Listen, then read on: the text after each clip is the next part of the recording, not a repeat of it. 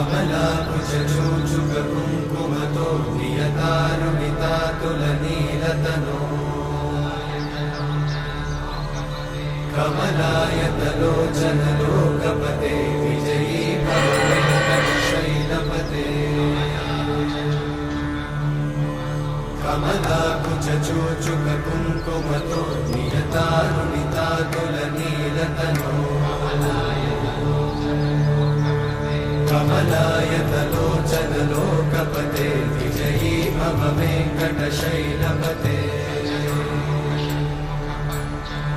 सचतुर्मुख षण्मुख पञ्चमुख प्रमुखाखिल दैवतमौळिमणे शरणागत वत्सल सारनिधे परिपालय मां वृषशैलपते अधिवेलतया तव दुर्विषहैरनुवेलकृतैरपराधशतैः हरितं त्वरितं वृषशैलपते परया कृपया परिपाहि हरे अधिवेङ्कटशैलमुदारो गुरुकोट्टूरु बसवेश्वर परदेवतया गदितान्निगमै कमलादयितान्न परं कलये कलवेणुरमावशतोपवधूषणकोटिवृतात् स्मरकोटिसमा प्रतिवल्लविकाभिमतात् सुखदात् वसुदेवसुतान्न परं कलये अभिरामगुणाकरदाशरथे जगदेकजनोद्धरधीरमते रघुनायक राम रमेश विभो वरदो भवदेव दयाचलधे अवनीतनया कमनीयकरं रजनीकरचारुमुखाम्बुरुहम् रजनीचरराजतमोमिहिरं महनीयमहं रघुराममये सुमुखं सुहृदं सुलभं सुखदं स्वनुजं च सुखायममोघशरम्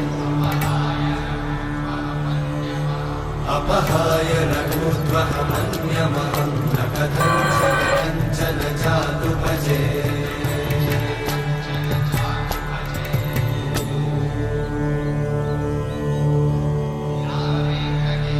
विना वेङ्कटेशं ननाथो ननाथः सदा वेङ्कटेशं स्मरामि स्मरामि हरे वेङ्कटेशं प्रसीद प्रसीद प्रियं वेङ्कटेशं प्रयच्छ प्रयच्छ विना वेङ्कटेशं ननाथो ननाथः सदा वेङ्कटेशं स्मरामि स्मरामि हरे वेङ्कटेशं प्रसीद प्रसीद प्रियं वेङ्कटेशं प्रयच्छ प्रयच्छ अहं दूरतस्ते पदाम्भोजयुग्मं प्रणामेच्छया गद्य सेवां करोमि सकृत्सेवया नित्यसेवाफलं त्वं प्रयच्छ प्रयच्छ प्रभो वेङ्कटेश अज्ञानिना मया दोषान् अशेषान् विहितान् हरे क्षमस्वत्वं क्षमस्वत्वं शेषशैलशिखामणे